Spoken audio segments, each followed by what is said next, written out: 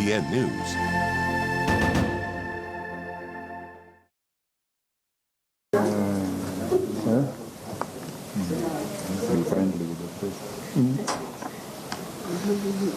Ama nianze? I'm joking. Mekaa sana. Were you given water? The best way to start is by asking them to introduce themselves, so that you know who is here. Tujuane. Exactly. Oh, we are on air. Oops. So all this is being captured. Okay, we'll be there in 2 seconds once the Secretary General gets here.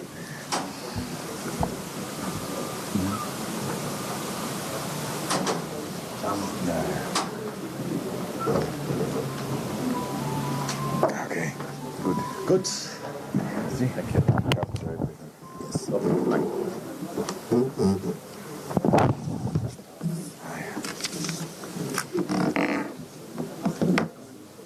Good. Thank you. Tell us when you're running. You are running. Okay. All right. Let me thank you very much for joining us in this press conference. I'll introduce to you the Vice Chair of our National Selections Board, Veska Kangogo. Of course, you're all now familiar with the man of the moment, Andrew Musangi, and our Vice Chair, Mr. David Morade, has kindly joined us this evening. We've all been having various meetings, strategy meetings, meetings to do with the management of the logistics that we need going forward. We want to take this opportunity especially to thank our party supporters, our party aspirants for the patience that they have exhibited so far, and they've waited patiently for some information from us. As you know, that His Excellency the President addressed this same matter this morning. In that particular press event, he did promise that by the end of the day, we should be able to come up with a timetable. We have come up with that timetable. I can read the timetable. It's very long, so the best thing, I think, is just to mention the highlights, and then we'd ask you to go onto our website because it's been posted there. And if any of you require a copy of the press release, then you should be able to get one. We are going to continue with the primaries on 24th, 25th, and 26th. We have divided it just to reduce the pressure on our logisticians who have asked for more time to be able to do this. So Nairobi is definitely taking place on Monday. Baringo, Elgeyo Marakwet, Kirinyaga, Bomet, and Nandi. Mentioning those in total so that those who are preparing themselves for Monday can continue to make those preparations. The others are slated for Tuesday and Wednesday, and I would like to also add that because our people in charge of logistics are still working on this, in the unlikely event that they tell us anything that, there's any kind of hitch, like let's say some ballot papers, they have counted them and they are not enough, we don't want to make the same mistake twice. So if they tell us, sorry, we're not ready for this place, we will give the update to all our aspirants through the media, and we'll give the update to our officials both through the media and directly through the forms of communication that we have directly with them.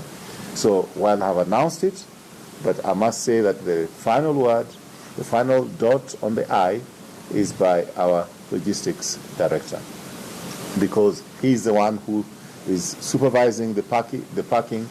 If he makes a mistake of ballot papers not arriving enough, then his head will be in the chopping block.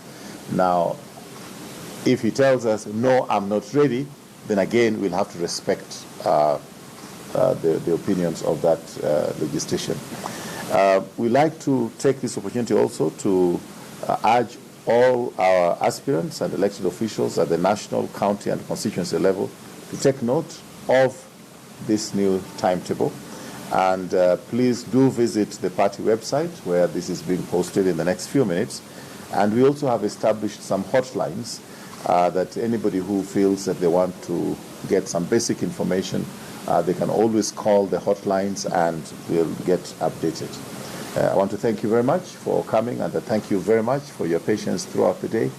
And I once again take this opportunity to thank our aspirants, and also to apologize once again for all the inconveniences that have been caused by this particular challenge that we face. Just tell them once again that we're doing our best to ensure that this activity goes on smoothly going forward. I think I'll invite questions, and may ask the chairman of the NEB if he has any specific issues that you want to add, or we'll wait for the questions. I think we'll field the questions as they come.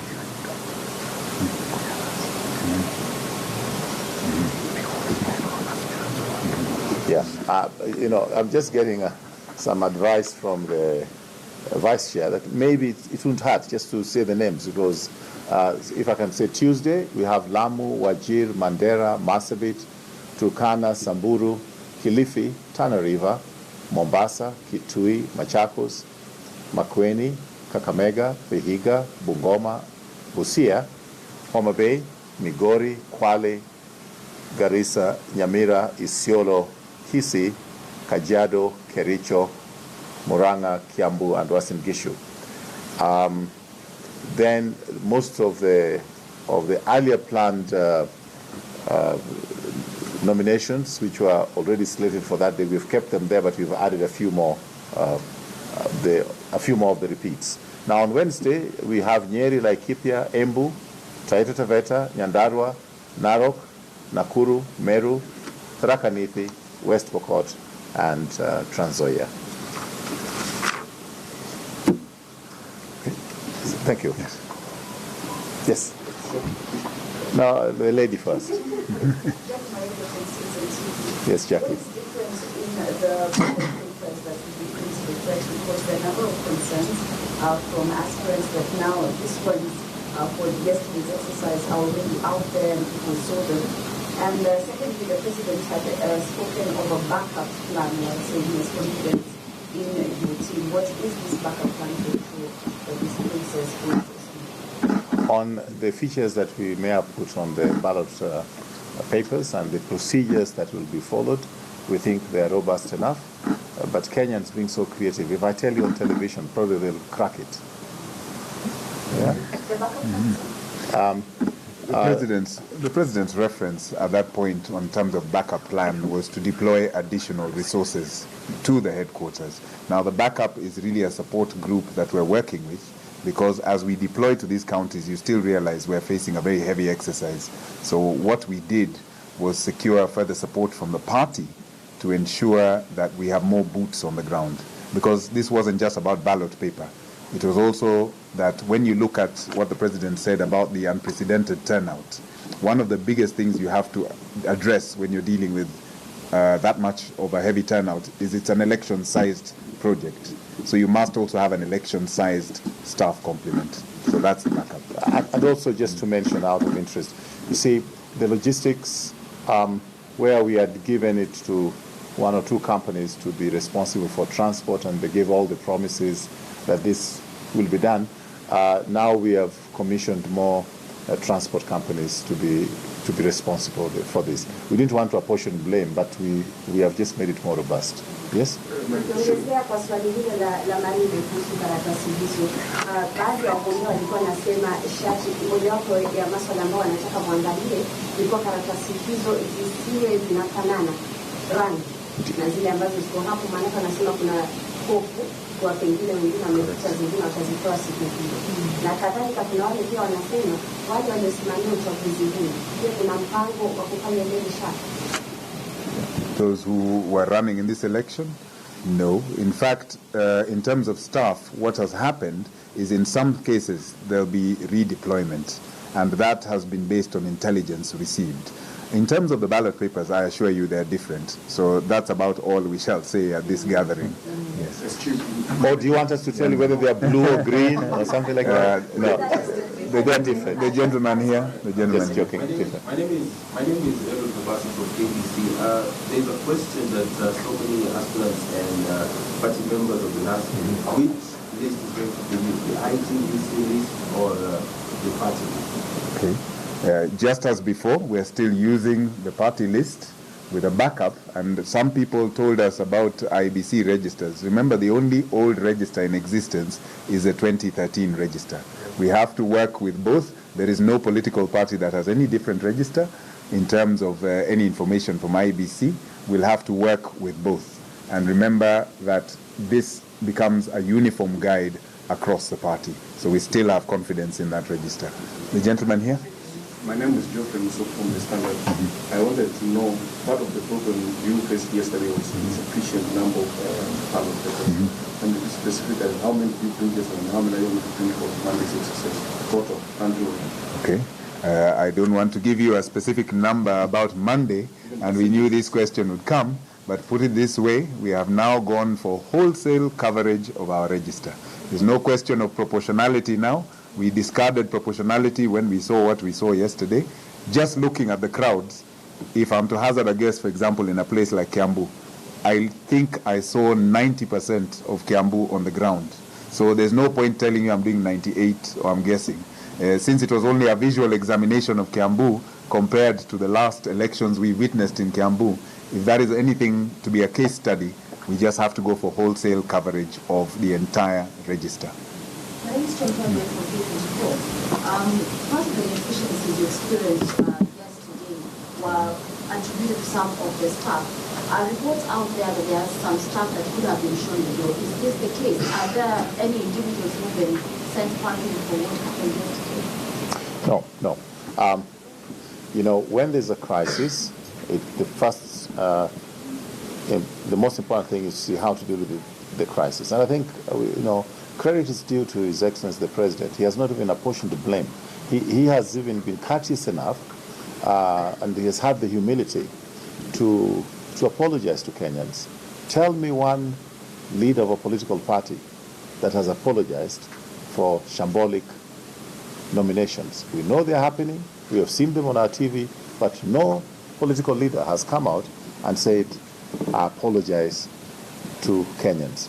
It's the same thing, and he didn't have to. He was not directly involved in the logistics issues, the operational issues, but he's had that humility to apologize to Kenyans. And at the Secretariat level, we are doing the forensic audit to find out exactly what went wrong where. Even where, we have not had any major suspicions, but, we have received lots of intelligence and reports and the rest of it. We are putting systems in place to make sure that where we feel there could have been loopholes, we make them a little bit stronger. But we'll not start firing stuff left, right, and center just because things went wrong. We are trying to build a team here, and we'll continue to do that. Yes. Another person? IBC has invited all chairmen and secretary generals of political parties over the enforcement of the code of conduct. At Jubilee, are you confident that your party has been acting according to the set out code of conduct? The party or our individual aspirants? The code of conduct is it addresses individuals. Are your aspirants guiding themselves the manner in which IBC with one aspirant or By and large, if that's what you're asking about, if what we witnessed yesterday is anything to go by and large, they are complying with the IEBC Code of Conduct. In fact, yesterday, and this is one reason I personally thank our aspirants very much, is they actually became part of the solution. Instead of becoming an obstacle to what was clearly an exercise experiencing very serious challenges, impeding our progress, aspirants also became part of the consultative process. And in fact, if you look at somewhere like West Pokot started tallying in the evening. They actually were in the middle of the tallying exercise when the call was made to just cancel the whole lot, purely because the perception here and our analysis showed that the democratic will of the people may not be reflected through the results. But the West Pokot leaders, competitors, worked together to see this process through. So I thank these our aspirants very much for that. Can I just say something, Chair? If you noticed, we had no cases or incidences of violence, unlike